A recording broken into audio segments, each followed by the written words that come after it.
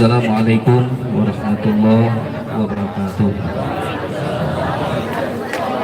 Alhamdulillah wa syukru ala ni'matillah wa salatu wa salamu ala rasulillah Muhammad ibn Abdillah wa ala alihi wa sahbihi wa mawala amma ba'du.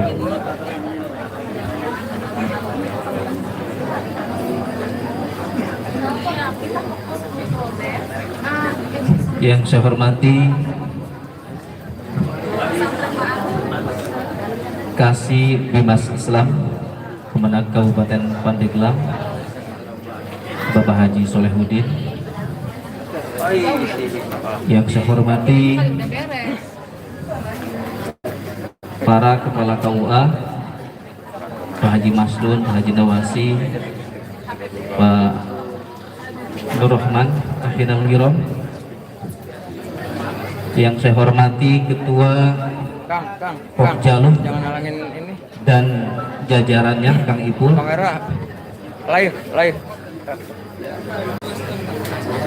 Bapak Ibu penyuluh agama Islam yang tergabung di FKPAI baik Pandeglang maupun Provinsi Banten yang berbahagia, dan tak ketinggalan bintang tamu kita ini, bintang tamu kita yang di dunia penyuluh ini sangat terkenal, Pak. Dari Sabang sampai Merauke ini di dunia penyuluh, bahkan lebih terkenal dari Menteri Sosial, Bapak Haji Amirullah. Insya Allah beliau akan memberikan pencerahan kepada kita terkait P3K. Di laptop masuk belum? Hadirin yang berbahagia,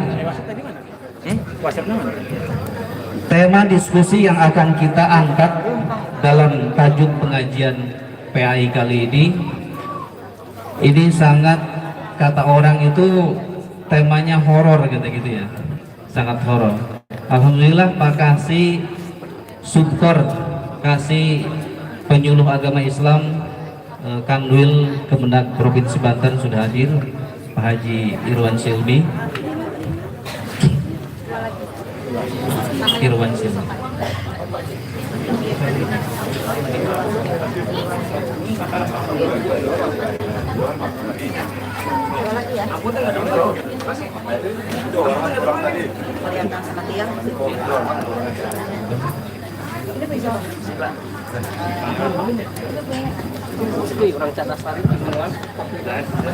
Iya.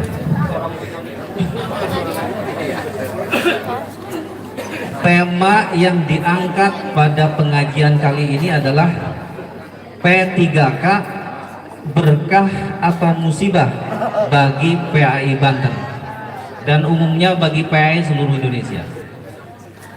Ada beberapa alasan kenapa kita mengambil tema ini, paling tidak panitia barangkali mengambil tema ini. Yang pertama, pemerintah saat ini memiliki rencana akan menghapus pegawai honorer. Nah, PAI ini kan bagian dari honorer dari instansi pemerintah, dengan membuka peluang menjadi P3K atau pegawai pemerintah dengan perjanjian kerja. Ini luar biasa kalau jadi nanti itu. Honornya itu bahkan lebih besar dari CPNS gitu ya. Dari PNS ya, dari PNS yang pertama lebih besar. Ini kalau jadi, ini Ustaz Nur Hasan luar biasa. Nah, ini tentu adalah berkah bagi yang memenuhi syarat untuk menjadi P3K. Yang kedua, mayoritas PAI khususnya di Kabupaten Pandeglang, mayoritasnya itu adalah Salafiyah dengan latar pendidikan rata-rata SMA ke bawah.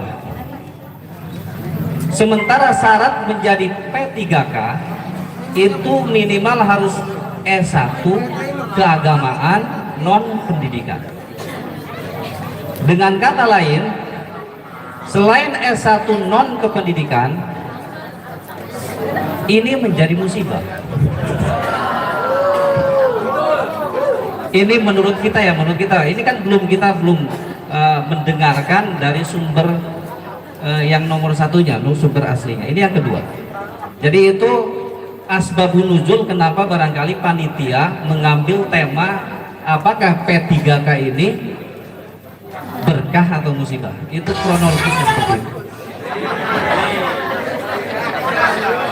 Yang ketiga, informasi terkait syarat dan ketentuan menjadi P3K dan informasi pemetaan pegawai di beberapa wilayah itu masih simpang siur. Dari WA grup, Instagram, Twitter, itu tidak satu kata, sehingga misalnya PAI Angsana akhirnya berbeda memahami P3K dengan PAI Munjul, gitu, seperti itu, karena berseliwernya terkait dengan pemahaman P3K, sehingga menjadi pertanyaan yang cukup sulit untuk kita terkait dengan validasi dari P3K ini. Yang keempat, kita tentu membutuhkan pihak-pihak yang kompeten untuk menerangkan kepada kita apa sih P3K itu, syarat-syarat apa yang kira-kira kalau kita mau menjadi P3K itu yang harus kita penuhi, seperti itu. Nah, alhamdulillah pengajian zona 3 ini berinisiatif untuk menghadirkan sosok yang luar biasa ini. Bang Amir ya, saya sebut Bang Amir aja ya, gitu ya. Saya kan Bang Edi gitu, jadi Bang Amir. Baiklah, tidak berpanjang kalam, waktu saya serahkan kepada Haji Amirullah alias Bang Amir. Saya persilakan.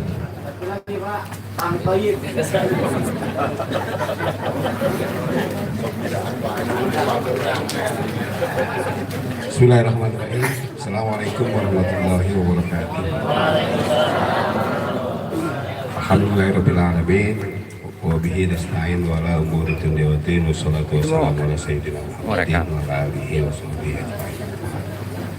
Pak Kepala Kemenag Kabupaten Pandeglang, Pak Kasih Bimas, Ketua Pokjalu Provinsi, Ketua Pokjalu Kabupaten Pandeglang, Ketua FKPAI ya, Banten, Ketua FKP, semua yang Ketua FKPAI Pandeglang, Pak Kiai Irwan Syul,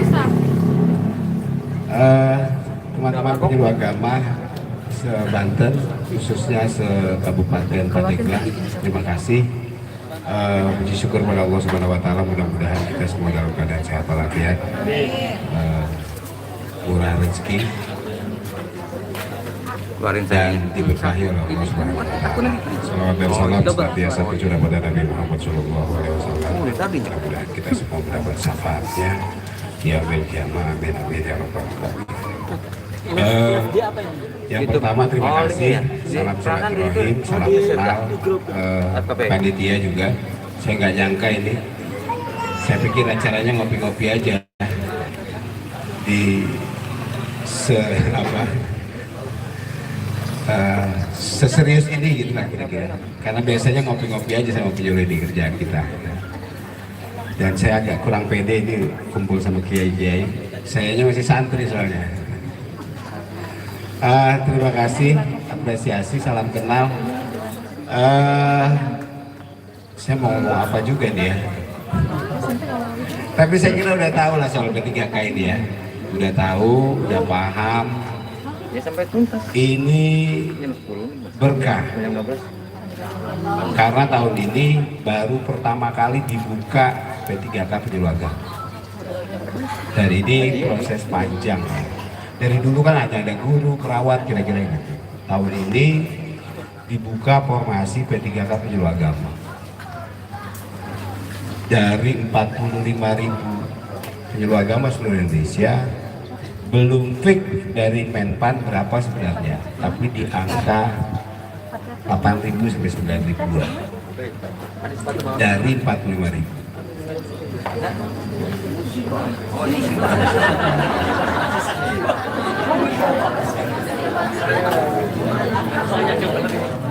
Jadi ternyata ini lagi-lagi sebenarnya keuangan negara. Karena kalau sudah P3K itu ahli pertama aja, ahli pertama S1 3A golongan 3 itu tukinnya grade 8. CPNS baru yang bukan jabatan fungsional itu grade-nya 7. Staf-staf di Dimas Islam itu grade-nya ada yang 5, 6, 7. Tapi ini baru dibuka grade-nya 8. Ada tunjangan istri, tunjangan kesehatan, aduh banyak. Kita hitung kemarin di angka 7 jutaan. Itu gaji, tukin, tunjangan-tunjangan sama fasilitasnya dengan PNS. Nah kalau 7 jutaan per orang, hari ini kan honorer 1 juta.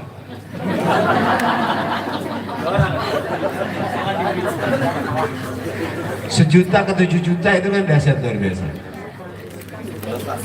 Tapi juga secara keuangan negara, karena dari 1 juta ke 7 juta, rasanya nggak mungkin menampung 45.000 orang. Ini kalau asumsinya di angka 8-9 ribu aja, karena nanti ada gaji 13, ada gaji 14, sama tuh dengan PNS. Itu hampir 1,4 triliun untuk 9.000 orang aja. Perjalanan dinas, wah macam-macam itu. Cuma kalau non PNS tidak ada aturan nggak boleh kawin lagi gitu. Kalau udah PNS nggak boleh tuh, kecuali nggak ketahuan. Ini saya nggak nyaman ini pakai Zoom, saya takut didengerin banyak orang.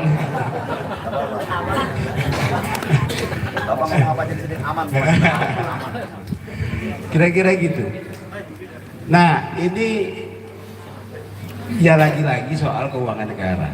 Karena kemarin kita ini di PNAIS per tahun cuma 600 miliar anggaran. Antara itu 540 miliar itu buat honor penyuluhan PNS 1 juta kali 45.000 orang kali setahun. Nah maka ini kuota P3K kita juga ngeri-ngeri sedap.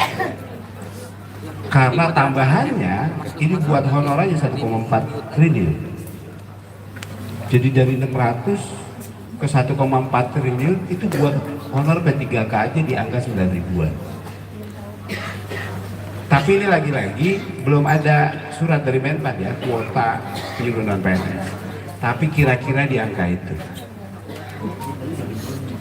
Nah ini lagi-lagi so itu tadi apa namanya. Tapi kita nggak kita jalan aja terus kira-kira begitu. Silahkan tempur, silahkan mempersiapkan diri dengan berbagai macam cara, belajar, cari dukun yang keren di mana ya. Iya, karena dari 45.000 sekitar 9 ribuan yang tertampung menjadi B3K. Nah yang pendataan hari ini yang ribut nasional, yang BKN ya, itu bukan didata setelah itu diangkat, itu baru pendataan. Karena BKN nggak punya data. Sebenarnya berapa sih jumlah honorer? Berapa sih yang SMA, berapa sih yang S1, berapa sih yang tingkat pendidikan dan lain-lain, berapa jumlah? Maka semuanya ikut aja pendataan itu, walaupun linknya lagi error. Ini banyak banget WA. Tapi ini pendataan dari BKN, biar BKN punya data. Karena ini ada skemanya. Setahu saya ada sekitar 900.000 honorer di Kementerian Agama seluruh Indonesia. Ada guru, ada dosen, ada penyuluh, ada macam-macam. Iya, tenaga-tenaga honorer di kabupaten kota, di provinsi. Nah, 900.000 ini belum terdata oleh BKN. Mana yang S1, mana yang SMA, segala macam. Nah, hari ini lagi didata melalui link. Karena mungkin saking banyaknya 900.000, aplikasinya error, kira-kira gitu ya. Tapi ini ikutin aja, nanti biar negara yang mikirin. Negara yang mikirin ini yang SMA mau dikemanain, yang S1 mau dikemanain, kira-kira ini. Yang ini, biar negara yang mikirin skema perpindahan dari honorer menjadi P3K. Ada yang udah 15 tahun, ada yang udah segala macam. Saya yakin negara akan bagaimana mencari skema terbaik. Saya banyak di komplain. Ini sarjananya ekonomi misalnya, UGM, tapi dia pesantren. Soal agama boleh diadu lah kira-kira begitu. Walaupun misalnya secara sarjana, secara pendidikan dia ekonomi misalnya. Kenapa nggak boleh jadi gitu? Nggak bisa harus diputar lagi. Banyak hal. Ini kalau cerita ke belakang, jadi penyuluh agama ini kan dulunya itu dari GAH, guru agama honorer. Itu honornya 40.000 ya sebelumnya. Jadi penghargaan negara terhadap guru ngaji, ustadz kira-kira gitu. Maka honornya juga 40.000 ya, terus 50.000, 70.000. Yang dipanggil 6 bulan sekali, yang tinggal tanda tangan lah kira-kira gitu. Nah tapi memang jadi karena memang cuma penghargaan negara terhadap, juga orangnya juga nggak merasa penyuluh agama karena dia lebih populer kiainya, lebih populer mubaliknya, kira-kira gitu. Tapi semakin kesini kan mesti semakin profesional, maka dibuatlah seleksi misalnya. Bagaimana pola rekrutmennya, kualifikasi pendidikannya, kira-kira gitu. Ditanyain lagi apa output kerjaannya. Nah dari dulu penyuluh agama itu 2 tugasnya, menyampaikan pesan agama dan pesan pembangunan melalui bahasa agama. Jadi kalau bahasa saya ya ustadz negara lah kira-kira begitu. Mantap. Karena dia menyampaikan pesan-pesan negara melalui, bukan cuma ngajarin ngaji kira-kira begitu, bukan cuma jadi mubalik, tapi juga pesan-pesan negara, ada stunting, ada moderasi beragama. Nah besok tanggal 6 kita bersama Wakil Presiden di Istana Negara, pelibatan penyuluh agama di stunting. Nanti yang lain Zoom, karena kita mau semua penyuluh hadir dan semuanya turun di sosialisasi stunting. Tanggal 6 Oktober di Istana Wapres kita akan lakukan launching juga pelibatan penyuluh agama di stunting. Nah ini kan kenapa penyuluh agama penting misalnya di stunting? Karena ternyata di masyarakat banyak berkembang mitos. Saya kira Pandeglang termasuk ya. Ya. Banyak mitos kalau hamil nggak boleh makan apa segala macam gitu. Iya. Nah, negara butuh minta penyuluh agama turun di stunting. Bagaimana penyuluh agama menjelaskan pentingnya 1000 hari 1000 hari kehidupan sejak hamil ya. Berarti sampai 2 tahun lah kira-kira ya. Itu pentingnya bagaimana asupan gizi mempengaruhi perkembangan otak, fisik dan lain-lain. Pakai bahasa agama. Kalau kiai-kiai yang turun, penyuluh-penyuluh agama yang turun, pakai dalil-dalil kira-kira gitu. masyarakat akan lebih mudah dan lebih yakin untuk pentingnya 1000 hari kehidupan pertama, kira-kira begitu, untuk mencegah stunting. Saya sih yakin beberapa lembaga dan semua itu sudah menyadari bahwa pentingnya penyuluh agama. Kita kerjasama dengan Densus 88, dengan BNPT, dengan Kominfo, saya kira ada di sini jadi informasi publik ya. Hari ini dengan BKKBN dan Satwapres soal stunting, dengan Kemenkumham, penyuluh agama turun di lapas-lapas, penyuluh agama turun di anak-anak jalanan, segala macam ya. Banyak lembaga-lembaga yang terus ingin bekerja sama bagaimana penyuluh agama bisa membantu program-program lembaga, stakeholder, dan program-program negara. Kehadiran kita sudah cukup dirasa penting. Saya nggak yakin kalau 2023 kita dihapus. Saya nggak yakin. Tapi upayanya mesti kita lakukan. Hampir semua tupoksi Kementerian Agama itu di penyuluh agama. Multi talent. Yang melakukan pendampingan terorisme penyuluh agama. Yang turun-turun ke lapas penyuluh agama. Agen moderasi beragama penyuluh agama. Janda-janda tua urusan penyuluh agama. Pokoknya semua urusan kita. Bukan bukan merendahkan yang lain ya kan. Penghulu kan nyatet nikah aja kan. Soalnya lagi bicara. Apalagi kita yang PNS ini, yang di kantor kerjaannya cuma ngopi ngerokok ya kan? Tapi hampir semua kerjaan-kerjaan yang bersentuhan dengan masyarakat penyuluh agama. Ada nabi palsu penyuluh agama yang dicari. Ada aliran sesat penyuluh agama. Ada terorisme penyuluh agama. Semua. Hampir narkoba, HIV segala macam ya. Penyuluh agama ini semuanya jadi hampir tupoksi yang ekstrim, yang berat gitu dilakukan oleh penyuluh agama, dan ini terus kita tegaskan hampir di seluruh Indonesia. Penyuluh terus membuat dakwah di media sosial, bikin flyer, bikin walaupun belum semua. Tapi terus kita lakukan, terus kita bergerak, tagar kita penyuluh bergerak ya.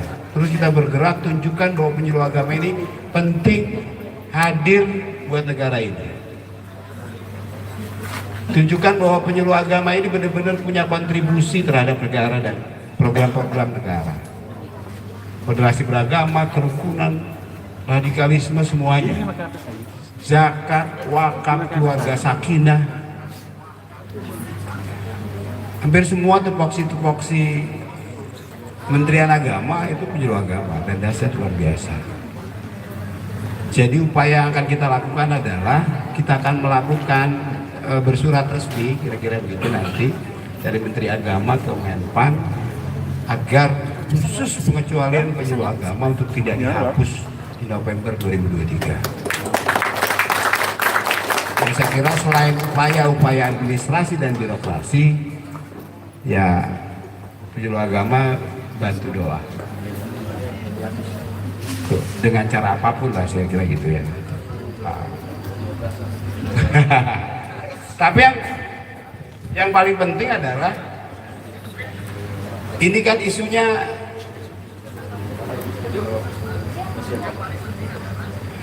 isunya rame ya. November 2023 hampir seluruh honorer mesti dihapus. Nah, saya kira ini waktunya sampai November 2023 kita mesti serentak menunjukkan kinerja. Bukan hanya proses-proses administrasi, tapi bagaimana menunjukkan kinerja kita yang luar biasa. Ya terutama ya kita main di segala lini lah, medsos apa segala macam ya. Semua kegiatan-kegiatan penyuluh yang keren, yang kreatif, yang inovatif, yang punya jelas kontribusinya terhadap masyarakat dan negara, ayo kita tagarkan, ayo kita ramaikan. Sambil kita terus berjuang bagaimana eksistensi penyuluh agama ini memang sangat penting buat negara. Kalau ini dihapus, nanti muncul nabi-nabi palsu. Oh, ancam. Ya kira gitu ya. teroris, radikalisme, kira-kira gitu ya kan. Iya, karena memang itu apa namanya, kinerja kita lah yang mari kita tunjukkan ke seluruh stakeholder, ke Menpan, ke Bappenas, ke Kementerian Keuangan, kita ada dan hadir. Itu soal bagaimana ya, saya keren apresiasi di apa namanya, kompak ya, kita kompak, kita satu suara, kita berjuang bersama. Karena kita di pusat misalnya sebagai regulator dan apa namanya juga nggak ada apa-apanya kalau tanpa apa yang dilakukan teman-teman. Yang keren, program-program yang kreatif, yang inovatif yang teman-teman lakukan, kalau tidak diupload di media sosial, kalau kita tidak dikasih tahu, ya orang nggak tahu, kira-kira gitu. Tapi kalau terus kita serentak bergerak, ya kan, semuanya kita 50.000 orang. Kalau satu orang satu aja berarti ada 50.000 video kreatif inovatif misalnya. Apalagi kalau satu penyuluh 8 kan ya, 8 satu orang 8 kali dalam sebulan. Mari kita ramaikan program-program yang kreatif inovatif gitu. Dan ini kita sambut aja dulu kuota berapapun nanti 8.000 9.000 ini P3K Penyuluh Agama kita ambil aja dulu, sambil terus kita berjuang lagi tahun 2023 2024 segala macam. Saya yakin negara memikirkan bagaimana skemanya lah kira-kira. Bagaimana ini apa sih? Karena begini memang dari dulu 500.000 tidak manusiawi. Hari ini 1 juta juga tidak manusiawi. Apalagi di Indonesia Timur yang harus nyebrang laut, nyebrang hutan, ketemu macan, apa segala macam tengah-tengah hutan ya. 1 juta ini nggak manusiawi. Tapi mobil mewah-mewah loh yang parkir, saya bingung juga tuh. Nah, yang 1 juta Pak. Ini kayaknya pakai ini ya, jadwal hotip nih ke leasing, ke leasing mobil. Iya tapi ternyata 1 juta berkah, ya kan? Ternyata 1 juta luar biasa gitu. Cuma SK-nya aja gitu loh 1 juta ya kan? Soalnya kan jadwal hotip full setahun ya kan, belum undangan kematian, mandiin orang meninggal apa segala macam. Banyak lah ini ya. Iya. Ini kita jadi memang Menpan nggak pengen, nggak manusiawi lah kira-kira gitu. Orang dibayar 1 juta sebulan dengan beban tugas yang berat gitu loh. Beban tugas yang luar biasa, hampir semua di pundak penyuluh agama. Jauh ya, harus kemana jauh? Maka skemanya adalah terus bagaimana menghapus honorer, semuanya bisa masuk dalam ASN, paling nggak P3K. Kalau P3K ya lumayan. Sama aja aku. Saya ada rincian ya, 3 aja bisa 7 jutaan. Cukup kayaknya. Tapi juga kan Jam 12 itu. keuangan negara,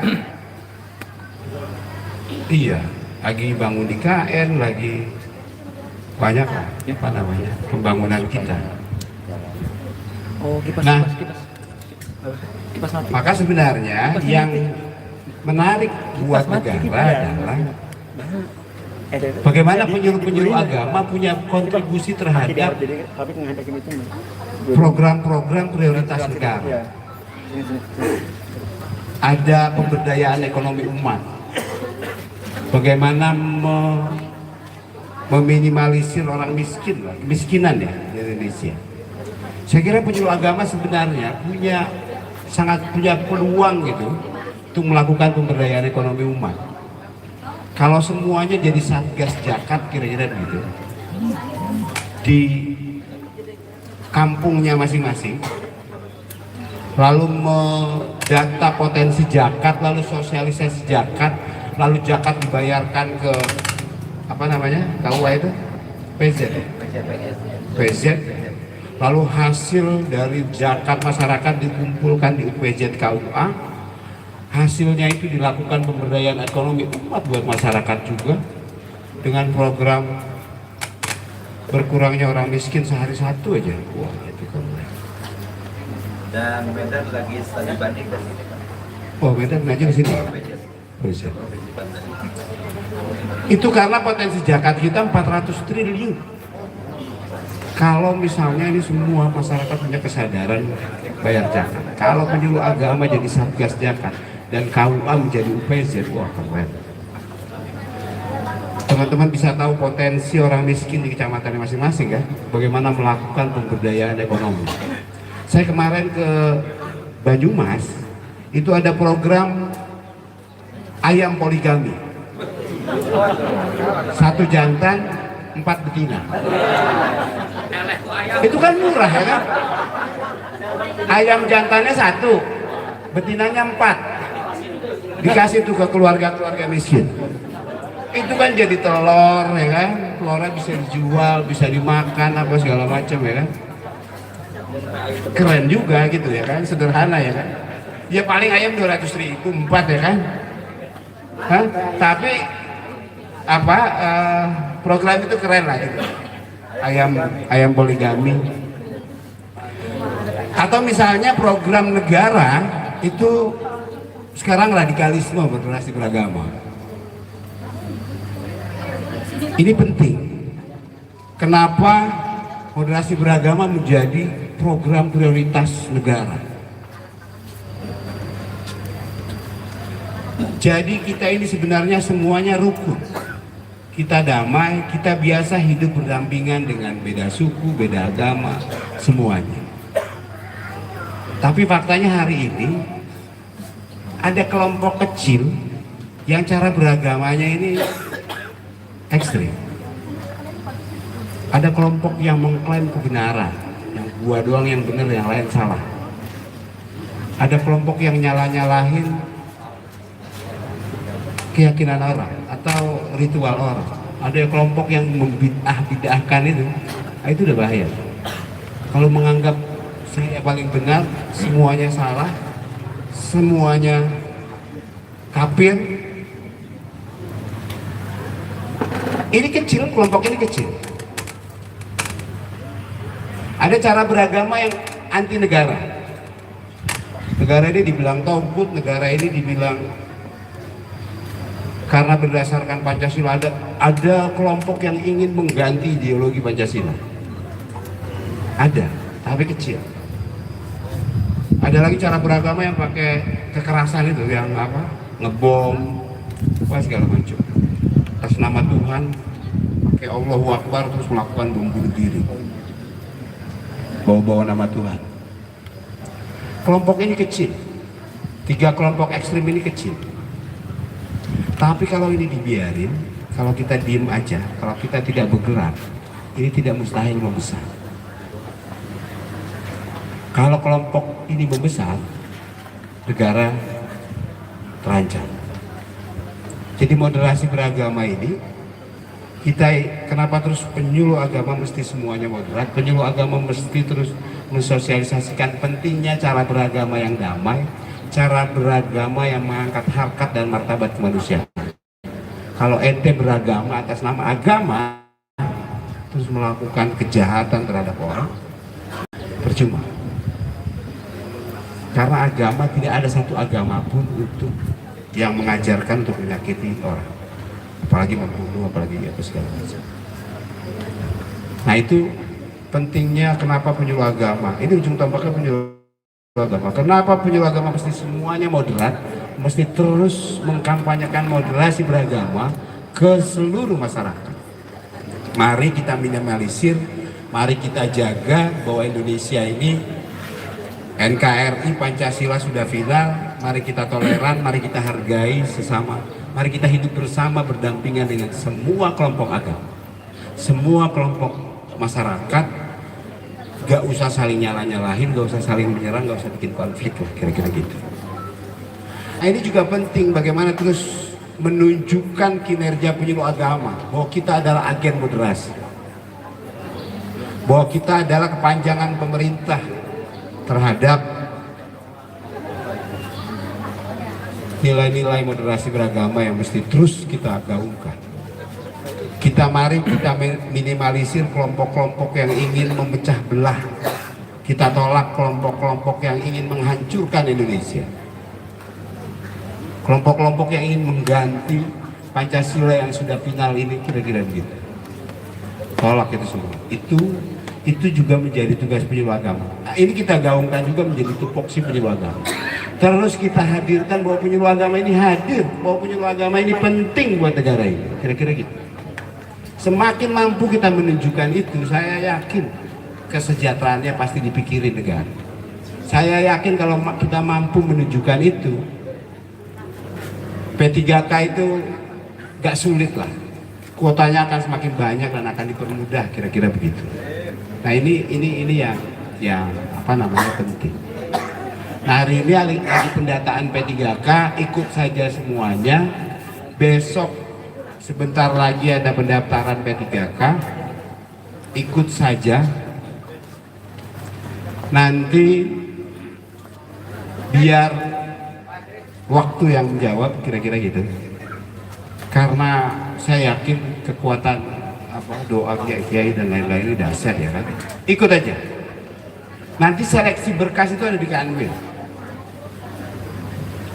Setelah itu baru CAT. Nah ini yang paling penting. Harus mampu menaklukkan CAT. CAT ini yang pakai komputer itu loh. Ada 100 soal, habis selesai ngisi ketahuan tuh betul 50, betul 60, betul 70. Nggak ada yang bisa bantu itu. Kalau itu kuncinya cuma belajar. Taklukan CAT, kalau mampu menaklukkan CAT, ya proses menjadi P3K. Ada wawancara juga. Tapi jangan sampai kuota yang sedikit dari 45.000 ini tidak terserap, habisin. Sambil kita pikirin lagi nanti 2023, sambil kita pikirin lagi 2024. Sambil kita pikirin lagi yang SMA mau dikemanain skemanya. Sambil kita pikirin lagi. Terus saya yakin lah, gak ada yang sia-sia yang kita lakukan. Gak ada apa-apanya lah kira-kira gitu. Pasti ada jalan lah. Pasti ada jalan ya, karena ini kan orang yang banyak, kiai-kiai semua segala macam ya. Kalau cuma 10.000 atau 9.000 P3K, terus yang 35.000 dihapus, saya nggak yakin. Pasti ada skema-skema yang terus dilakukan agar ini terus bisa dikasih jalan skema-skemanya. Saya kira itu ininya pengantarnya ya kan. Kalau mau dialog ya silahkan. Kalau saya bisa jawab saya jawab. Kalau enggak ya banyak tokoh di sini. Terima kasih dan lain-lain. Terima kasih. Assalamualaikum warahmatullahi wabarakatuh. Terima kasih Bang Amir. Tadi belum disebut nih Ketua FKPI Provinsi Banten, Ibu Ida Farida ini. Ini bukan melupakanmu bukan ya? Tapi ibaratnya seperti matahari di siang hari jam 12 karena terlalu bersinar jadi nggak kelihatan.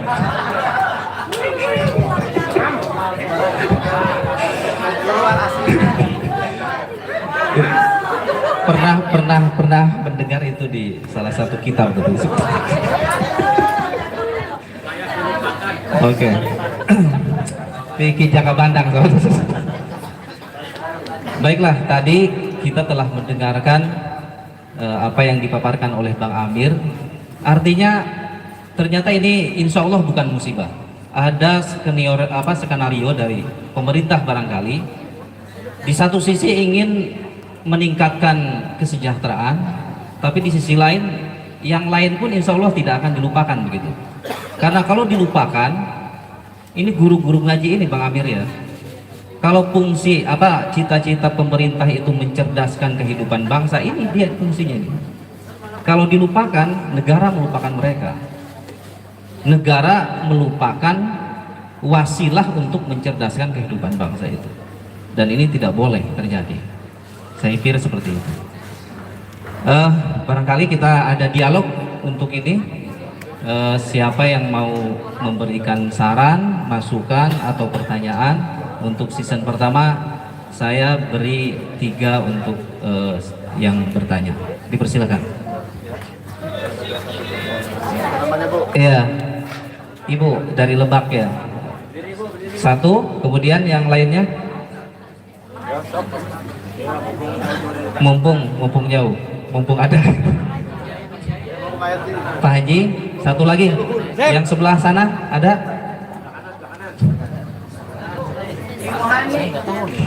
Ibu Hani.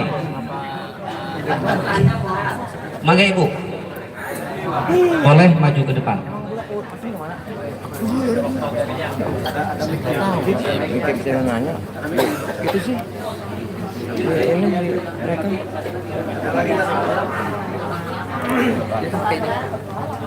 Boleh pakai itu, atau pakai kalau pakai ini bisa nggak? Assalamualaikum warahmatullahi wabarakatuh. Nama saya Saadah dari Lebak. Alhamdulillah, nama saya Saadah, emang bahagia Pak. Cuma sedikit agak ketar-ketir karena baca musibah itu Pak. Begitu. Jadi agak sedikit kebahagiaan saya itu terganggu. Begini, tadi panggilnya Bang Amir ya Bang Amir ya? Lain Aku Pak. Satu lagi Bang Heru ya? Ya dekat ya? Karena kita keluarga Pak, keluarga teman.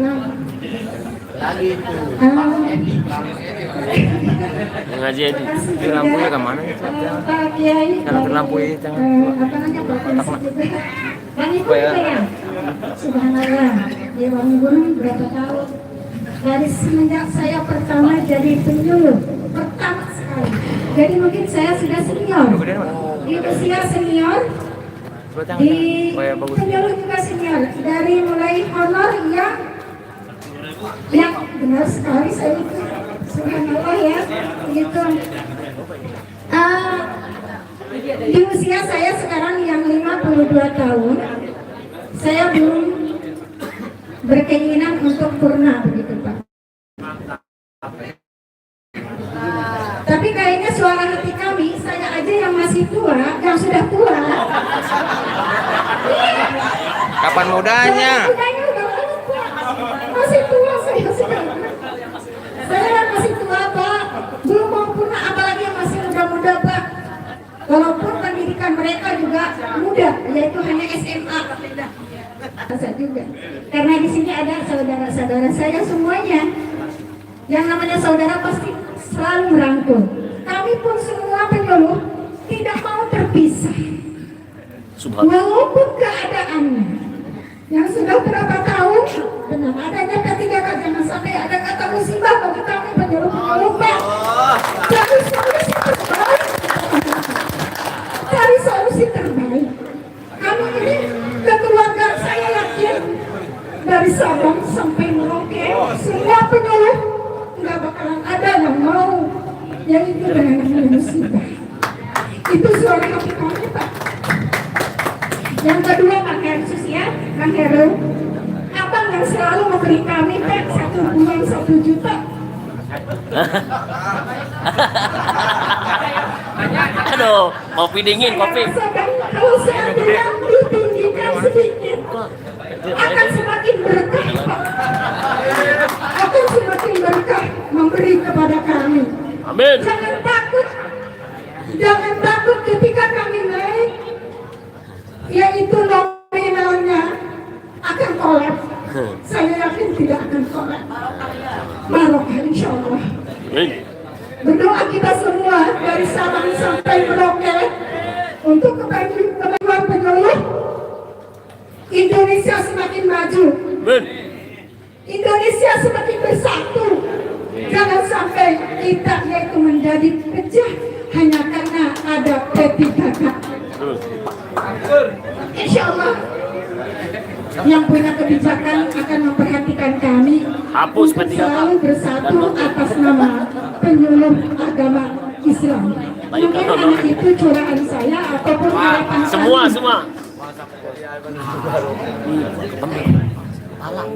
Ya,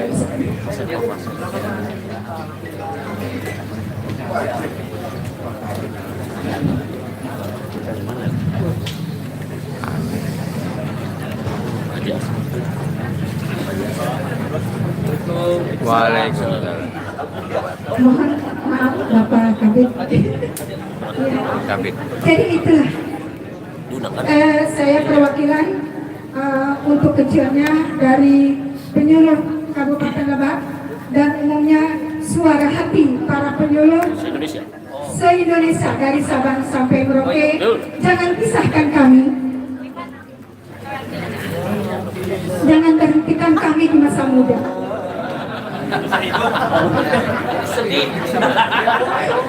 Allah. Kami sampai Allahu Akbar. 45 tahun.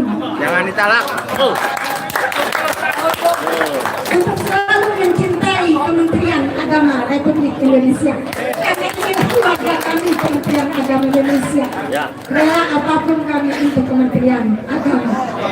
Insya Allah kami amanah untuk bertugas. Hilangkan nonnya. Assalamualaikum warahmatullahi wabarakatuh. Waalaikumsalam.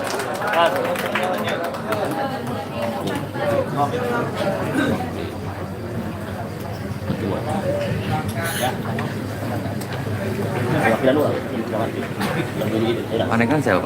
Panekan siapa? Assalamualaikum warahmatullahi wabarakatuh. Alhamdulillah rabbil alamin. Wassalatu wassalamu ala asyrofil anbiya'i wal mursalin wa ala alihi washabbihi ajmain. Amma ba'du.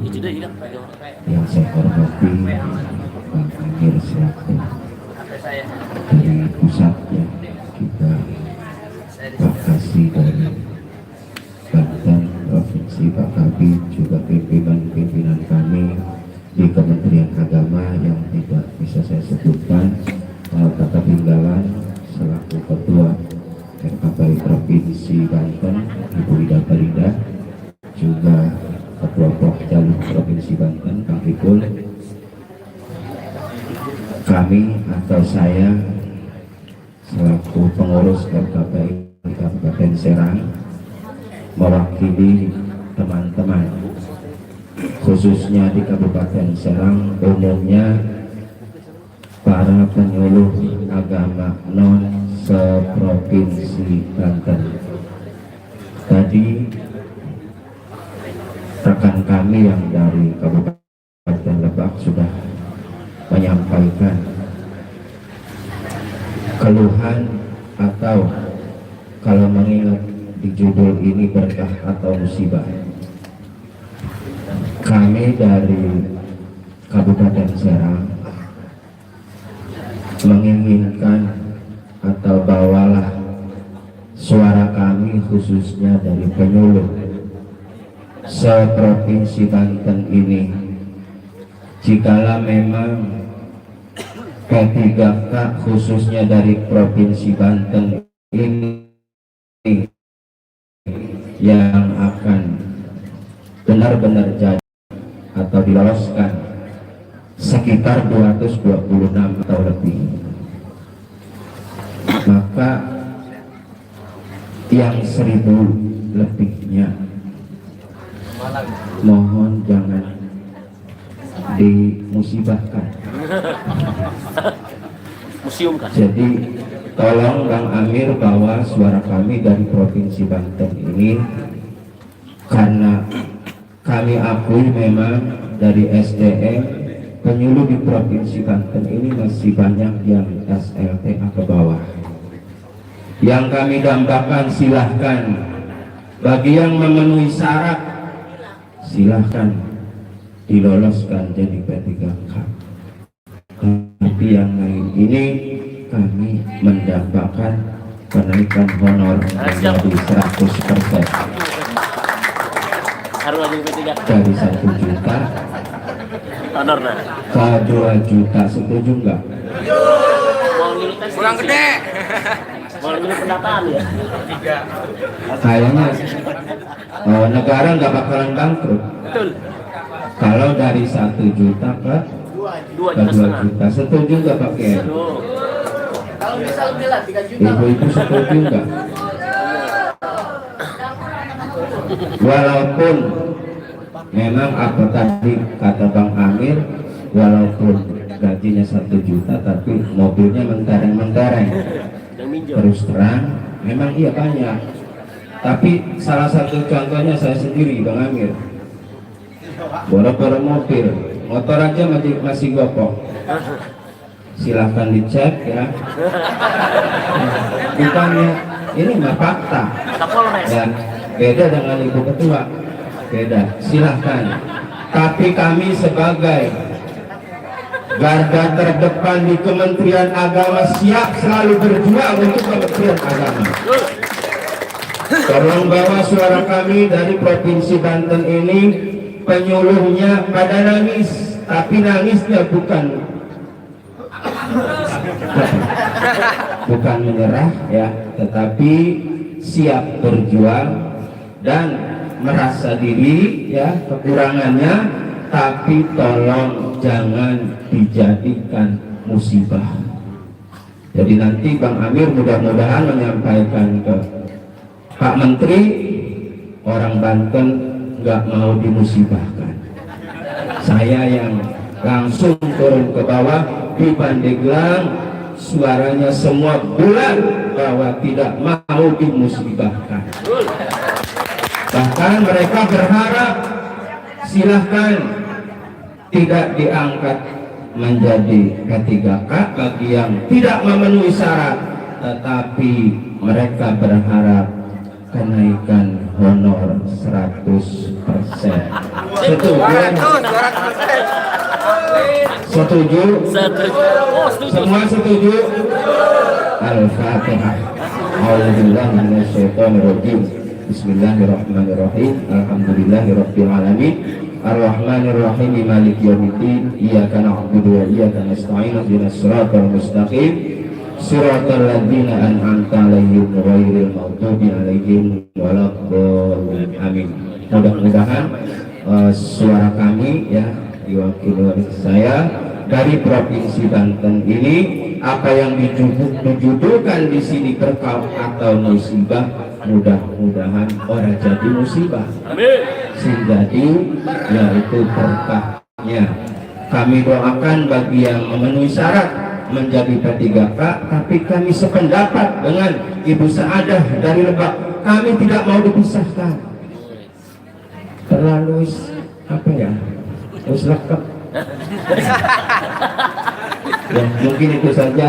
Mohon maaf ya kalau sekiranya dari Kabupaten Lancang ya. Tapi intinya bukan kami lancang, saking berharapnya.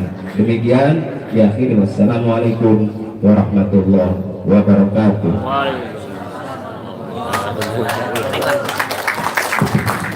Satu lagi. Mana Kang? Iya, enggak.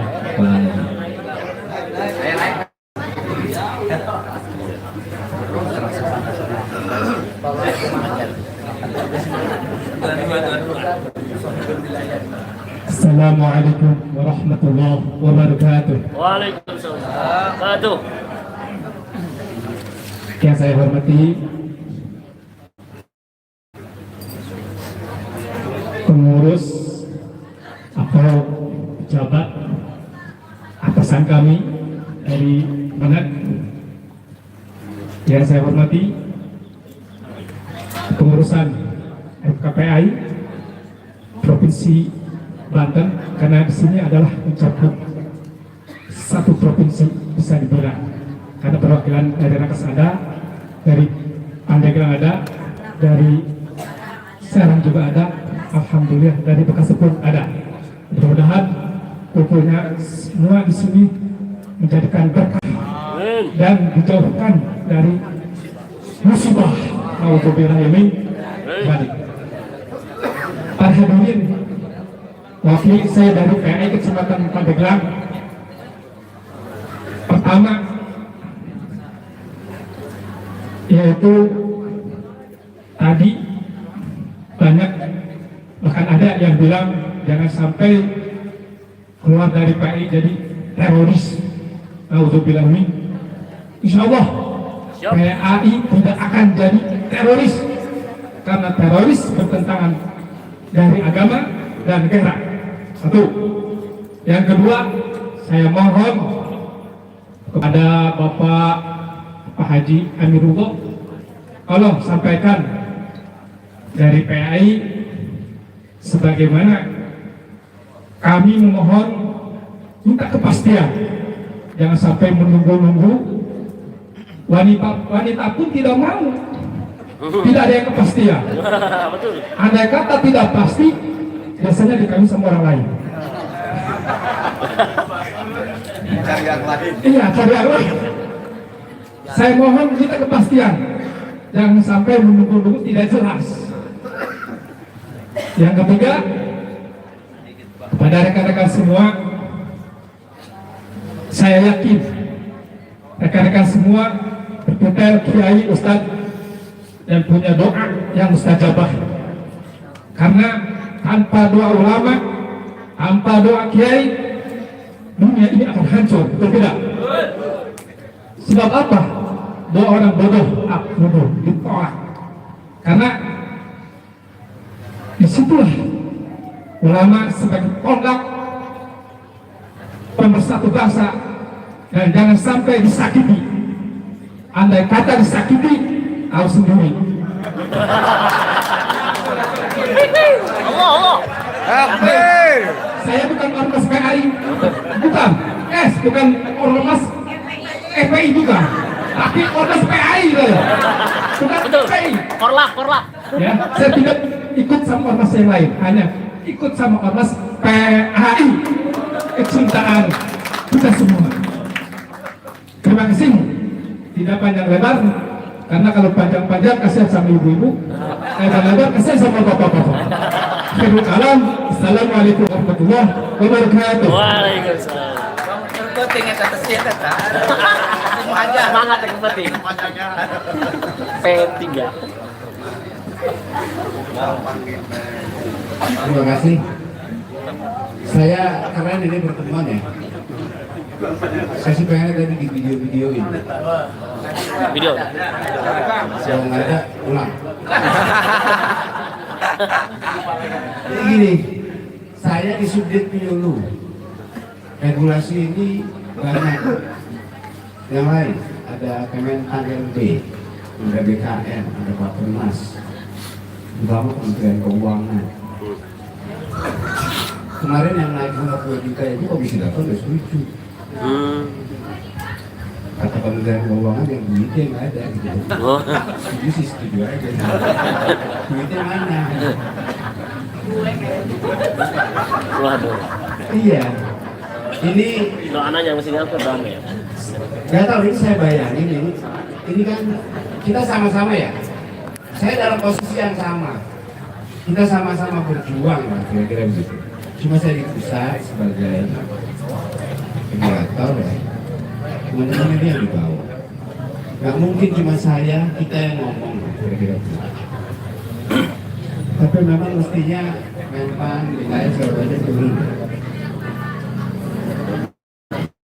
Cek lapangan. Bagaimana suara-suara penyuluh agama di seluruh Indonesia. Nah, pengajian jodoh. Saya yakin betul kalau ini ya manusiawi lah ya. Dia udah dari 15 tahun, dari 20 tahun. Saya yakin betul ini perjuangan ini bisa berhasil. Gitu. Amin. Saya yakin betul negara pasti akan memikirkan skema-skema terbaik. Saya yakin ini pasti sedang. Ya negara sama juga etikanya baik. Bagaimana orang dibayar secara manusiawi? Karena 1 juta tidak manusiawi, kira-kira gitu. Maka boleh dinaikin menjadi manusiawi. Tapi juga ada keterbatasan keuangan negara, kira-kira gitu. Tapi saya kira kalau ini menjadi serentak kita bergerak, itu kira-kira. Karena lagi-lagi negara melihat kinerjanya. Saya ditanya selalu mana kinerjanya. 45.000 orang yang ada di seluruh Indonesia penyuluh agama, mana kinerjanya? Apa kontribusinya terhadap negara? Apakah hadirnya penyuluh agama masyarakat semakin soleh, radikalisme semakin minim, generasi beragama semakin oke? Apakah masyarakat semakin baik? Apa outputnya? Kehadiran banyak penyuluh agama. Nggak ada Kementerian Agama yang sampai 50.000 orang tentara itu. Kecuali Kementerian Agama. Penyuluh KB itu 17 ribuan kira-kira. Penyuluh pertanian. Cuma kita yang punya tentara 50.000. Sudah sejauh mana pergerakan kita? Kumpul di stadion. Sudah, apakah kinerja teman-teman bisa diukur? Sama sih, kita ingin lebih baik, negara juga tentu ingin lebih baik, tapi negara juga mau melihat kinerja. Ada guru ngaji selain penyuluh agama, ada mubalek, ada dai, ada ustaz yang tidak masuk penyuluh agama. Dia tidak dibayar negara, tapi dia juga dahsyat luar biasa. Majlis-majlis taklim tumbuh subur dahsyat luar biasa.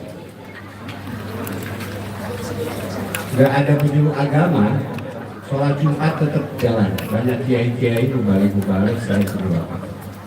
Yang diminta negara adalah apa bedanya orang yang dibayar sama negara apa sama yang lain? Apa bedanya penyuluh agama dengan kiai mubalik yang tidak dibayar negara? Kalau saya begini, sama aja. Jadi saya kira kalau sepanjang kita mampu menunjukkan kehadiran kita, mampu menunjukkan kinerja kita, penyuluh agama ya. Karena banyak juga yang tidak mengaku penyuluh agama, tapi dia penyuluh agama. Lebih populer ustadz kiainya gitu di kampung. Maka ketika ada penelitian turun meneliti peran penyuluh agama, ternyata nggak ada. Karena dia nggak ngaku penyuluh agama ya. Saya pernah ngobrol rapat dengan Bapak, Pak Amir, saya 20 tahun tinggal di kecamatan A, tapi nggak ada kan penyuluh agama. Nggak mungkin Pak, karena per kecamatan masih 8 penyuluh agama. Tapi ternyata 8-8-nya nggak populer gitu kan.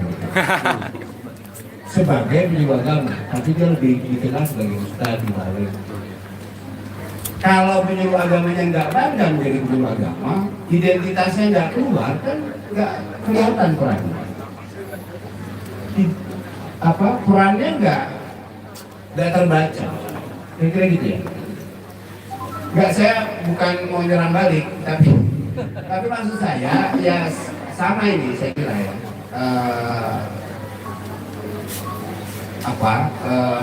Bagaimana terus misalnya kinerja penyuluh agama ini kelihatan. 50.000 orang sampai saat ini belum satu pun yang kita kuasai. Kemarin bayangan saya misalnya media sosial. Kalau semuanya bikin konten kreatif di YouTube, atau orang satu 50.000 konten kreatif itu di luar negeri. Semuanya menyebarkan kepada penyuluh agama. Bikin flyer satu orang satu aja. Kalau ada 50.000 flyer, cuma satu, apalagi 8, apalagi 10, apalagi sehari. Maksud saya, orang terus kenal penyuluh agama yang memang jelas kontribusinya gitu. Kita nggak usah jelasin berbusa-busa apa itu penyuluh agama, kita nggak usah jelasin apa itu tupoksinya, tapi orang kenal penyuluh agama sudah ada di mindset ya, penyuluh agama ini keren. Inilah dia penjaga kerukunan, inilah dia yang melakukan kerja keras pemberdayaan ekonomi umat, inilah dia gitu lagi. Penggerak moderasi beragama yang sampai saat ini masih dikenal penyuluh agama ya guru ngaji. Kontribusinya terhadap, karena kita pakai duit negara, tentu saja ini harus punya kontribusi terhadap negara selain dari pesan-pesan agama ya. Nah ini maksud saya yang mari kita bergerak, mari kita bergerak semuanya, mari kita kompak, kita kerja bareng semuanya, tunjukkan bahwa kita ada dan hadir buat negara ini. Kira gitu. Ya semuanya pasti kita akan berjuang, kita pasti akan melakukan upaya-upaya. Skema yang paling dekat kita akan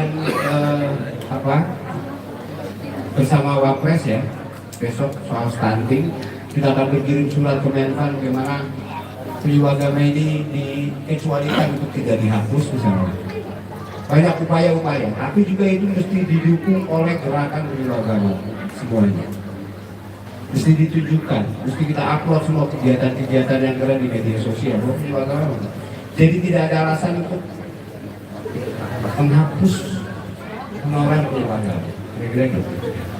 Nah ini saya kira harus kerja bareng semua stakeholder, semua pihak, agamanya, kepala KUA-nya, di kemenangnya, di provinsi, di pusat, kita bergerak sama-sama bahwa ini sangat penting dan sangat urgen buat negara. Saya kira itu terlalu serius ini. Terima kasih.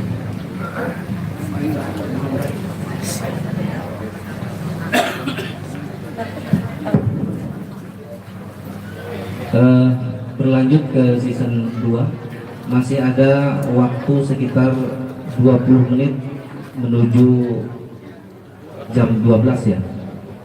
1, kemudian 2, 3. Enggak. Ini dulu. Nanti season 3. Nah. Lanjut. Mang Kuncen, hidup Kabupaten Bekasi. Wih, makasih. Jauh-jauh kita nanya era. Assalamualaikum warahmatullahi wabarakatuh. Yang terhormat yaitu Bang Amir atau Haji Amirullah SPMAG dan semua jajaran Kementerian Agama wilayah Provinsi Banten dan seluruh Kemenak yang ada di kabupaten kota yang di Provinsi Banten dan teman-teman sahabat semua dari pemilu PNS dan ya mudah dihilangkan non PNS-nya ya. Dan langsung aja ya. Di sini memang sangat tertarik ya dengan adanya judul ya itu mengucapkan ya jauh-jauh dari Bekasi kalau nggak nanya kayaknya nggak punya oleh-oleh Bang Amir ya. Kami ya adalah memang semua ya teman-teman semua yang di Provinsi Banten dan mungkin Jawa Barat ya secara umum kami ini di Kabupaten Bekasi, nama Ahmad Suhaili. Kebetulan kultur ya memang kami itu walau dari Kabupaten Majalengka aslinya di timur sana dan kami lama di Banten sebetulnya 7 tahun ya mulai dari Jalupang, Bojongmanik, hampir alhamdulillah Kajajah Banten ya. Maka Bu Haja Ida tolong hargai ulama karena Banten itu daripada struktural lebih kuat kulturalismenya, paham gitu ya, karena ada Abu Yadimyati almarhum ya beliau adalah guru ya gitu. Kemudian ya alhamdulillah kalau dari pesantren Al-Bakir dari Caringin Cisoka Tangerang barangkali ada para ulama para kiai di sini dari Balaraja ya Cisoka. Insyaallah kami mungkin lebih paham memahami kultur Banten sebetulnya. Dan insyaallah Jawa Barat dan kebetulan kami juga memahami dari mapping dakwah zona mulai Jawa Bali ya. Alhamdulillah ya. Karena pernah menjadi guiding tour leader di pariwisata juga. Selama ini ya kan satu Panyulu adalah garda terdepan dari Kementerian Agama Kabupaten, Kota dan Provinsi se-Indonesia. Dan di sini Kabupaten Bekasi dan minta arahan ke Bang Amir telah membuat sebuah terobosan ya, karena kami bangga sebagai penyuluh walaupun non PNS. Dan alhamdulillah ya tadi semua juga yakin di sini walaupun sejuta Bang Amir, insya Allah kalau yang PNS masih bisa bersaing untuk kehidupannya berkah.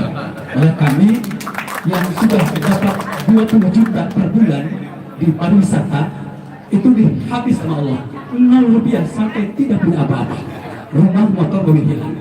Tapi ketika kami masuk dalam penyuluh agama honorer, alhamdulillah pola pikir, pemikiran, dasar pemikiran, literasi, referensi semakin berkembang dan menambah wawasan pula tentang keagamaan.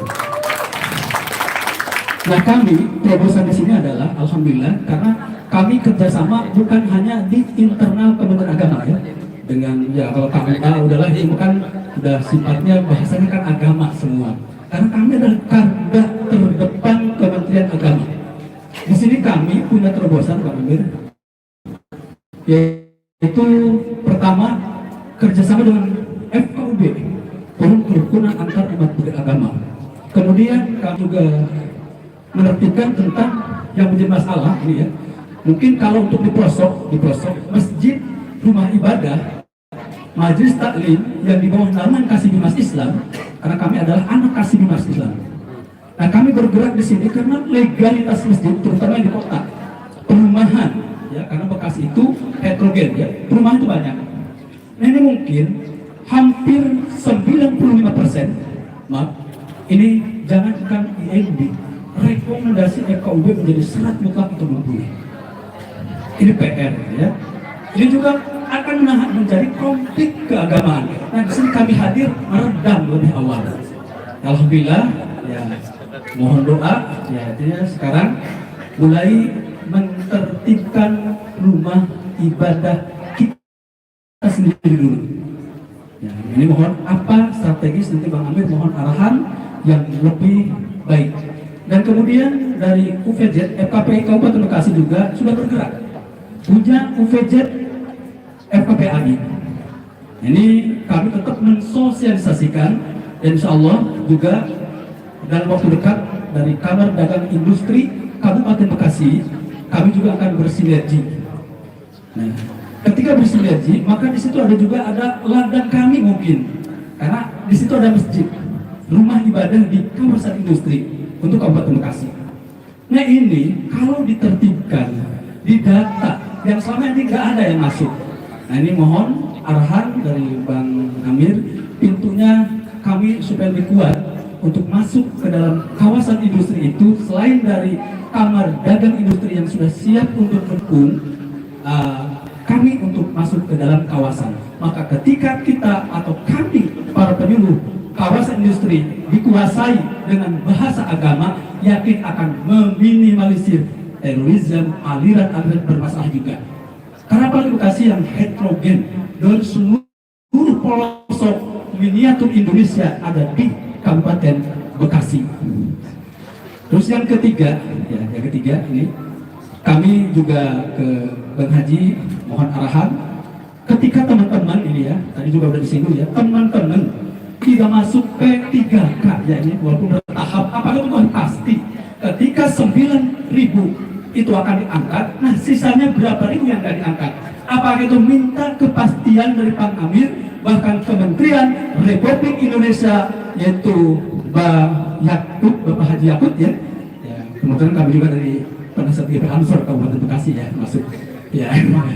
Ya, kalau Pak kami harus juga datang ke beliau kan gitu ya, tapi saya percaya ke Bang Amir sebagai bapak kami di pusat untuk menyampaikan, tadi sudah disinggung, satu, jangan sampai dihapus itu non PNS, karena ketika dihapus maka yang dirugikan adalah satu, Kementerian Agama itu sendiri.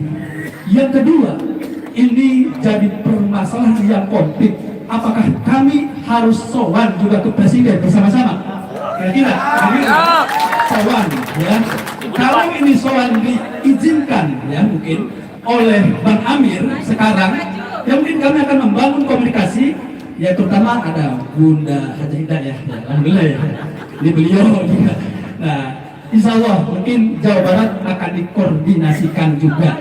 Kalau itu diizinkan, tapi saya nunggu dari Bang Haji. Itu saja, terima kasih dalam pakai. Wassalamualaikum warahmatullahi wabarakatuh.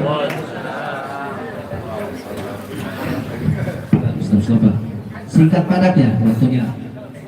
Basnas. Pandeglang. Ini PAI yang jadi komisioner Basnas di Pandeglang. Assalamualaikum warahmatullahi wabarakatuh. Ikhtisaril kalam yang saya hormati semuanya yang hadir di sini. Nama saya Bapak Mustafa Bukti, MPDI. Kalau secara detail saya sepakat dengan beliau.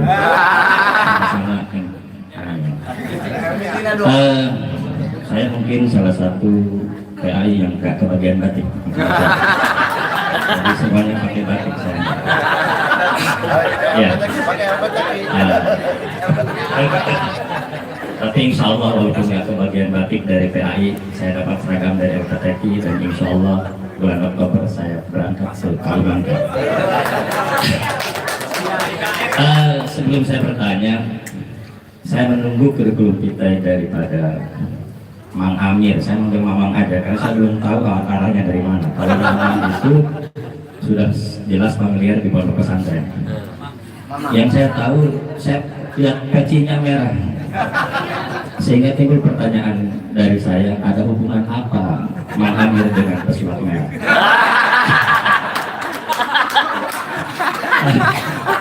Ya. Selanjutnya saya menanggapi, mohon maaf sebelum saya bertanya, saya menanggapi apa yang disampaikan oleh Mang Amir dan para dai yang lain. Keterkaitan PAI di masyarakat yang nyaris tidak terdengar. Ada dua hal yang saya dapat simpulkan. Satu, karena ketawaduan PAI itu sendiri. Tawadu tidak ingin diketahui kalau dia itu PAI. Ya. Yang kedua, karena pesimis dan malu. Kenapa malu? Ketika PAI bergerak menjadi seorang dai, melihat isi amplopnya jauh lebih besar daripada honor dai, maka dia sengaja menyembunyikan identitas PAI. Kalau dia ngomong dari PAI, takut amplopnya dikecilkan. Karena ini mah udah tugas negara, dia gaji, ternyata gajinya jauh lebih kecil daripada amplop ceramah. Apalagi ini menghadapi bulan Mulut, saya yakin semua PAI akan panen. Mumpung belum bulan Mulut, P3K segera dibereskan. Karena apa? Kalau sudah masuk bulan Mulut, saya yakin semua PAI sudah nggak kepikiran P3K. Karena semuanya kalah oleh berkat mulut. Itu Pak ya. Itu jawaban saya Pak. Ya, oke. Berkah. Ya. Selanjutnya, karena dibatasi waktu, tadi Pandeglang hanya beberapa persen Pak yang sarjana dan tidak sarjana. Di awal Bapak sambutan pada opening seremonial tadi sudah membuat kami lemas. Yang lulus Pak Sabalen, Masya Allah tuh begini aja. Untung tadi malam saya sudah dibereskan oleh istri saya, jadi akan tetapi pas di tengah sambutan Bapak kembali semangat lagi Pak. Ada satu motivasi bagi saya khususnya dan mungkin beberapa PAI yang lain. Masa iya kita kalah sama ayam yang berpoligami? Ayam saja poligami, masa PAI tidak? Oleh karenanya untuk mendukung program itu supaya PAI bisa berpoligami, ini otomatis honornya harus ditambah. Itu. Kaitan dengan P3K ini, sebetulnya jauh-jauh hari sebelum program P3K ini muncul sebagai program pemerintah, di rumah saya sudah sedia Pak P3K. Betadin sudah saya sedia dan kapas dan sebagainya. Saya yakin yang lainnya pun sudah ada P3K dengan konteks yang berbeda. Saya hanya sedikit memperjuangkan teman-teman yang sudah sarjana. Pandeglang ada 3 orang yang S3, yang S2. Saya, Bang Ano dan Ibu. Nah, kami kuliah bayar. Gitu. Ngerti belum Pak ya? Kalau saya terangkan begitu panjang. Kita sama-sama S2 loh Pak, sederajat gitu. Oke, ya. Paling tidak ini kan, tapi ijazah kami itu pendidikan. Tadi yang bikin saya lulus itu non pendidikan, sementara ijazah kami walaupun sampai S2 pendidikan. Masa iya Pak? Udah ngerti Boren? Udah, nggak usah saya bahas lagi.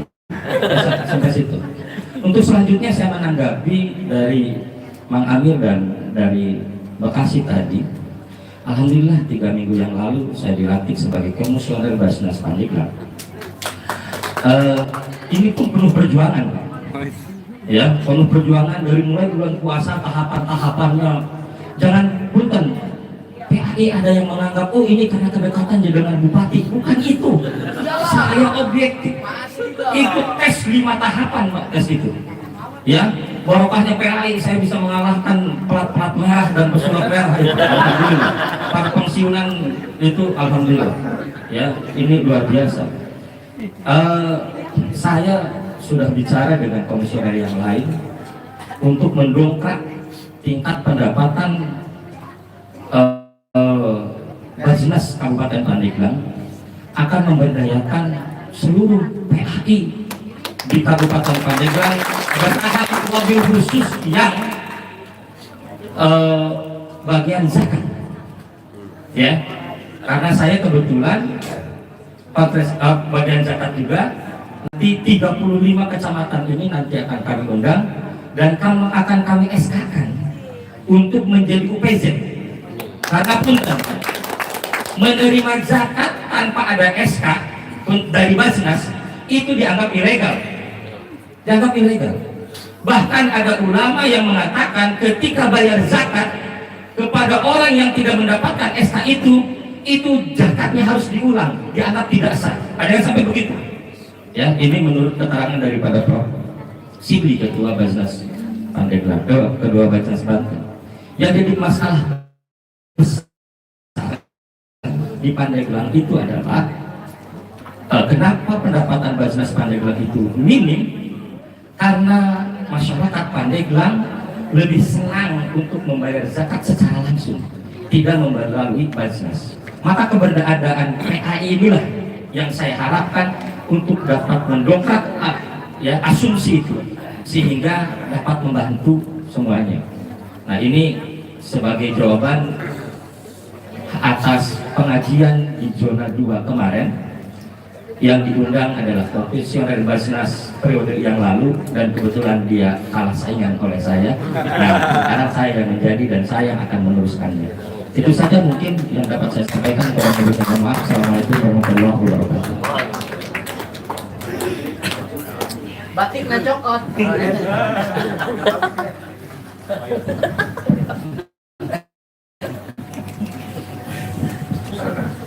Assalamualaikum warahmatullahi wabarakatuh. Lanjut. Lanjutkan. Bismillah, alhamdulillah, wassalatu wassalamu ala rasulillah, wa la hawla wa la quwwata illa billah, wa ba'du. Yang sama-sama kita hormati Bang Amirullah dari Bimas Kementerian Agama Pusat, dan juga para pengurus, dan juga Pak Haji Irwan, dan juga para kuyaha semuanya, para kiai, para penyuluh. Perkenalkan, saya Syarif Hidayatullah, Ketua Forum FKPAI Kota Tangerang. Saya pikir acaranya dekat, kita dari pukul 8 sudah berangkat, paling sejam sampai. Ternyata jam setengah 12 baru sampai. Pikir kok masih 1 jam lagi, 1 jam lagi. Yang singkat padat saya ingin sampaikan, Bang Amir, di Kota Tangerang dari 13 kecamatan, 104 penyuluh non PNS. Ini alhamdulillah, yang seperti biasa tiap kelurahan ini ada binaan, dan juga setiap kecamatan 8 orang. Dan alhamdulillah untuk FKPAI Kota Tangerang ini kita sudah tercover juga BPJS-nya mulai dari Juli, September, dan alhamdulillah sekarang kita juga gandeng Basnas Kota Tangerang yang alhamdulillah dari anggota penyuluh juga itu sebagai komisionernya dari penyuluh masuk. Jadi kita juga bisa silaturahim dan kita link. Alhamdulillah tiap bulannya untuk premi BPJS Ketenagakerjaan ini sudah di-cover. Alhamdulillah. Dan nanti Bu Ida juga sudah ketemu, nanti bisa dilanjutkan. Untuk Kota Tangerang, Sebanten baru Kota Tangerang. Kemarin ketemu Ketua BPJS. Kemudian juga kita silaturahim ke beberapa lembaga, BNN Kota, kemudian kita juga ke Badan Wakaf yang sejalur spesialisasi kita, kemudian juga kita ke LPTI, dan ternyata memang mereka menunggu kita untuk silaturahim itu. Banyak yang kita bisa sinergikan. dan baru mereka kenal, oh ternyata ada penyuluh banyak, bukan hanya yang PNS saja. Yang saya ingin tanyakan Pak Amir terkait masalah P3K ini, kami kan sudah menginput data. Informasi teranyar ini yang saya dapat ini dari Bimas, entah sudah menyebar semua ke penyuluh atau belum. Informasi yang sekarang ini bahwa dari 160.000 tenaga non ASN Kementerian Agama ini baru terinput Kamis hari ini baru 26.000. Sisanya terkendala untuk pendataan input data ASN BKN ini bahkan tidak bisa tertolong lagi bahasanya, tapi akan terus berproses karena terkait masalah NIK, tanggal, bulan, tahun lahir, maka harus input kembali, bahkan ada NIK yang tidak ditemukan. Ini info teranyar yang kami dapat dari Bimas. Bahkan kalau NIK yang ketika proses tidak ditemukan ini harus ke Dukcapil. Jadi langkahnya begitu sulit juga Pak Amir. Sudah kita harus input data, kemudian datanya malah nggak masuk. Biasanya kalau kita sudah masuk, biasanya langsung keluar gitu. Tapi nggak nanti kalau langsung keluar Pak. Itu yang pertama ingin tanyakan. Kendalanya di mana Pak Amir supaya yasiru wala tu'asirulah. Jadi teman-teman semua kalau bisa berkas secara fisiknya sudah, ya dipermudah. Itu yang pertama. Yang kedua, apakah nanti seluruh pendataan itu yang dulu pernah di-link dari Bimas Pusat Pak Amir itu ada sarjana agama, ada sarjana keagamaan, ada sarjana non agama. Ini diklasifikasi seperti ini, apakah nanti akan ada yang tumbang atau nanti di klasifikasi ini akan ada kelas-kelasnya? Ini penyuluh untuk sini. Terkait di kita memang banyak yang sudah berkecimpung di pendidikan, bahkan memang bahasanya penyuluhannya di pendidikan. Jadi apakah nanti yang dari 8 tiap kecamatan itu semua akan diloloskan walaupun tadi gelar sarjananya adalah pendidikan? Kalau saya gelar sarjana ininya syariah, SHI. Nanti yang teman-teman ini selalu pertanyaan di bawah, karena hampir 60% kalau di Kota Tangerang itu SPDI. Bahkan ada di kita yang dia menggunakan ijazah muadalah dari pesantren. Iya, bersamaan. Ini bagaimana informasinya, rumornya ini sekecamatan hanya akan diterima 2 atau 3 saja. Lalu kriterianya seperti apa? Karena teman-teman ini, saya sebagai ketua kadang-kadang malam-malam masih di Japri juga. Ada yang malam-malam mungkin tengah malam ini masuknya agak enak gitu, ya agak sepi. Ternyata susah juga masuknya untuk pendataan internet. Karena terakhir infonya sampai tanggal 30. Nah kalau sampai tanggal 30 sekarang sudah tanggal 22. Ini takutnya last minute lagi. Itu pertanyaan yang kedua. Yang ketiga Pak Amir, cukup ya? Oh ya kalau sudah cukup ya. Kita tunggu nanti jawaban pastinya. Terima kasih. Assalamualaikum warahmatullahi wabarakatuh. Sebelum dijawab oleh Bang Amir, ini ada pertanyaan dari Ibu Salmia Silalahi dari Simalungun. Ini acara kita streaming YouTube, jadi disaksikan oleh seluruh penduduk di Indonesia. Ada pertanyaan hampir sama dengan yang terakhir tadi. Pada saat ini masih pendataan di BKN, tetapi masih belum dapat membuat akun yang diperintahkan, sementara waktunya tinggal beberapa hari lagi. Mohon solusinya. Seperti itu barangkali. Terima kasih. Terima kasih. Udah nyuruh ya? Udah lapar juga ya. Terima kasih. Jadi pendataan ini, tadi saya sudah jelasin di awal.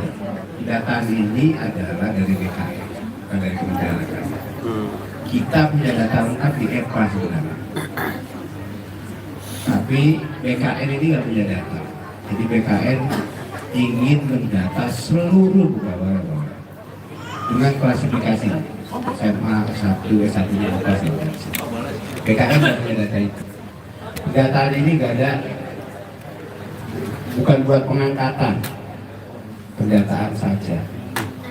Tetap saja melalui seleksi CAT dan lain-lain. Hanya BKN pengen punya data. Tapi ini penting, semuanya mesti ikut. mau SMP, mau SMA, mau S1 pendidikan, apa aja semuanya masuk.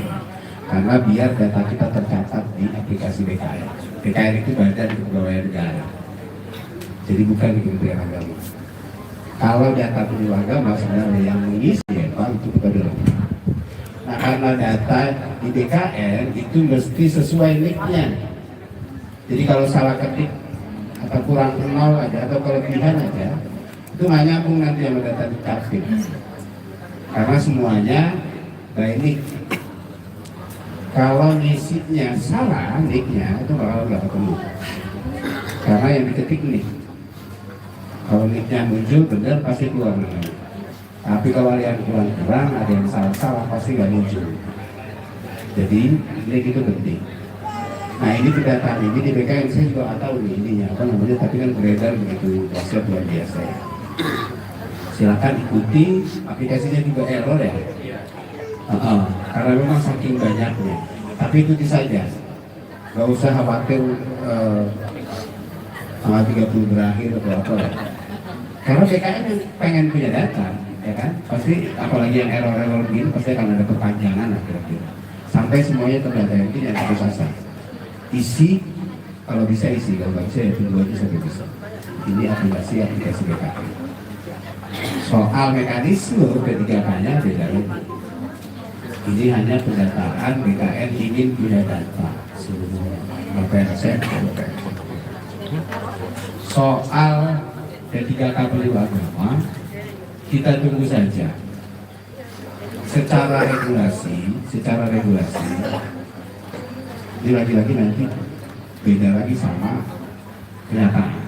Secara regulasi 2020 waktu finalisasi dengan PAN dan Kementerian, hampir seluruh CPNS P3K mesti linear dengan pendidikan. Kalau mau jadi penghulu harus syariah. Itu jelas di permentannya. Kalau yang dicari perawatan komputer mesti sarjana komputer. Kalau yang mau dicari adalah sarjana kepustakaan, pasti sarjana pustaka. Penyuluh agama saya ditanya, ini linear pendidikannya apa Pak Amir? Waduh, kalau cuma dakwah bubar ini semua. Kalau cuma sarjana dakwah, sebenarnya kan dakwah yang linear ya. Ternyata saya ke Bali nggak ada sarjana dakwah. Kampusnya ini ada jurusan yang begitu daerah-daerah minoritas. Ada satu-satunya di Denpasar SPD. Kalau di daerah-daerah NTT, Sulawesi Utara yang minoritasnya susah juga dari fakultas dakwah. Sementara pola rekrutmen kita dulu itu sarjana keagamaan. Bahkan siapa aja boleh masuk. Bahkan SMP nggak punya ijazah masuk ke sarjana ustaz. Nah ini kan memang pola rekrutmennya beda. Waktu non PNS ya kita silakan saja sepanjang dia punya keilmuan keagamaan. Tapi rupanya untuk menjadi P3K atau PNS seleksinya menjadi ketat. Karena nggak mungkin sekolah polisi jadi pilot. Kira-kira gitu. Kan sekolahnya dulu polisi. Ini kalau mau nerbangin pesawat kira-kira gitu ya kan. Karena itu logika birokrasi. Mau nggak mau yang ini harus mesti diikuti. 2020 waktu nyusun Permenpan nomor 9, pengangkatan pertama penyuluh agama, pendidikan sarjana keagamaan, non kependidikan. Itu sebenarnya sudah lebih luas dari jabatan yang lain. Karena jabatan yang lain itu berjurusan, bahkan per fakultas ya. Nah itu hasil negosiasi. Saya nggak yakin kalau ini bukan hanya sarjana dakwah, bubar 99% berbeda. Jadi muncullah sarjana keagamaan dan pendidikan. Ini cerita ya, cerita regulasi Permenpan itu sendiri. Gak ribut waktu 2020 ditetapkan Permenpan. Ributnya ini ketika muncul isu P3K. Saya salah juga, saya ngomong di Zoom ributlah nasional. Orang saya dibikinin grup penyuluh agama sarjana pendidikan. Saya dimasukin grup, saya cuma dua hari itu saya keluar. ramai lah. Saya bicara regulasi, tapi faktanya di ini apa namanya banyak juga tuh SPDI masuk di rekrutmen P3K. Saya nggak tahu hasilnya bagaimana. Besok pokoknya ikutin aja. Kalau bisa masuk aja. Kalau lulus seleksi berkas ya udah cantik. Kalau enggak ya kita cari skema lain. Enggak lah, nggak masalah. Kita nggak putus lah kira-kira. Gitu intinya ya, apa namanya? Karena regulasi ini bukan cuma di agama, ada Kemenpan, ada banyak pihak itu laki-laki. Dan yang mengatur seluruh jabatan fungsional itu Kemenpan. Duitnya itu Kementerian Keuangan. Semuanya sambung nyambung di kementerian ini, gitu loh. Jadi bukan hanya di ini ribut memang nasional lah. Ketika SPDI ini secara regulasi tertutup. Karena faktanya ternyata tadi 60-70% SPDI. Ya pelan-pelan sambil kita pikirin. Karena kuotanya, ya saya nggak bisa ngomong apa-apa ini kalau soal SPDI, saya kabur aja mendingan ya. Karena pasti kemarin saya ke Lumajang, kumpul penyuluh agama, dari semua yang kumpul saya tanya, ini sarjana apa? Semuanya sarjana pendidikan. Wah, saya langsung lulus ya kan. Saya bilang aja lah kalau gitu. Pokoknya ikutin. Ada penghulu juga ya, ada penghulu juga. Kuota penghulu juga ada advokasi, ada administrasi, ada yang lain. Sepanjang mana yang bisa masuk aja dulu. Kalau enggak terus nanti kita pikirin lagi 2000 janji dan jangan selalu 2023 bagaimana 2024 bagaimana. Saya sih lebih bahagia sebagai regulator, pecah aja dulu telurnya ini P3K penyuluh agama, nanti 2023 kita ajuin 2024 kita ajuin lagi, itu lah kira-kira ya. Nanti terus bagaimana pola skema ini menyelesaikan 45.000 orang ini, ada jalan dan ada solusinya lah kira-kira. Kalau memang perlu Kemenpan di bawah, ya boleh masuk saja. Iya nggak apa-apa gitu. Saya sih nggak punya kepentingan, maksudnya. Saya lebih bahagia sarjana pendidikan juga masuk gitu. Tapi nanti kita lihat ini apa regulator, kalau nggak melibatkan banyak pihak. Dia paling pasti ya. Biar terus aja kita bergerak. Terus kita bergerak, ya putus asa, terus kompak, terus pendidikan kinerja. Saya nggak tahu polanya gimana. Selain Bang Edi ini, bagaimana membuat pola kita bergerak serentak untuk menunjukkan kinerja. Jangan demo lah, Soan. ya kan? Apa kita tunjukkan kinerja secara serentak itu terus seluruh Indonesia. Menunjukkan kinerja yang kreatif, inovatif gitu kan. Sambil terus kita susun surat apa segala macam hal-hal yang bisa kita lakukan untuk membantu kita. Jadi kita ini paling luas. Terima kasih Komisioner Bajnas. Ini yang saya harapkan, 400 triliun potensi zakat kita, 200 juta lebih penduduk umat muslim di Indonesia. Zakatnya masih belum terkoordinasi dengan baik. Kalau semuanya ini terkoordinasi dengan baik, 200 juta ini. Saya tadi emang berharap penyuluh agama bisa jadi satgas zakat melalui las di Kalua, nanti uangnya dikelola potensi zakat, kebiasaan masyarakat bayar zakat yang tidak.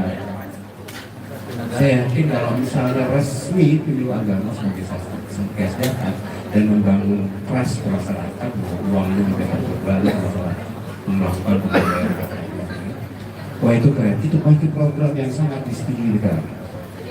Itu pasti keren. Karena dengan membayar satgas zakat 5 juta, negara akan dapat uang 1 triliun. Oh itu keren. Itu boleh dimulai. Saya tantang Pak Iqbal untuk mewujudkan itu biar jadi pilot project seluruh Indonesia. Wah itu keren banget. Baru kelihatan peran penyuluh mengkayakan yang miskin. Terserah ya. Awalnya terserah ya kan. Tapi itu keren, itu mesti di support, mesti didukung program yang keren gitu. Saya kira itu, saya nggak ngomong apa-apa lagi. Pokoknya terus bekerja, terus tunjukkan kinerja, ya kan? Sambil kita berjuang, saya yakin pasti ada jalannya. Terima kasih. Wassalamualaikum warahmatullahi wabarakatuh. Terima kasih. Kalau kita dengarkan bersama tadi pencerahan dan barangkali apa yang disampaikan oleh Bang Amin tadi sudah sedikit menjawab apa yang kita pertanyakan selama ini. Dan mari kita beri aplaus terakhir kepada Ibu Bapak hadirin yang berbahagia. Ini masih banyak pertanyaan yang disampaikan baik di offline di sini maupun di online. Namun karena keterbatasan waktu maka acara ini harus kita akhiri. Semoga kegiatan hari ini bermanfaat buat kita semua dan melahirkan keberkahan bagi kita semua. Dan mari kita akhiri dengan sama-sama membaca hamdalah. Alhamdulillahirabbil alamin. Mewakili panitia pelaksana kami ucapkan terima kasih atas kerjasama dan atensi dari semuanya. Kurang lebihnya kami mohon maaf. Wallahul muwaffiq ila aqwamit thoriq. Wassalamualaikum warahmatullahi wabarakatuh.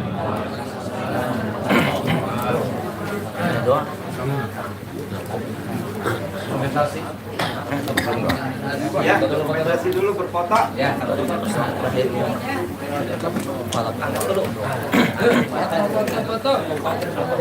Foto dengan Sip. Mas Sip, Kabit. Kabupaten, Pak. Kabupaten boleh ya. Kabupaten. Laki-laki dua rumah, hari. Pandeglang dulu, pandeglang. Yuk. Menyiapin makanan nanti. Sip. Pandeglang. Cukup kita dulu kali.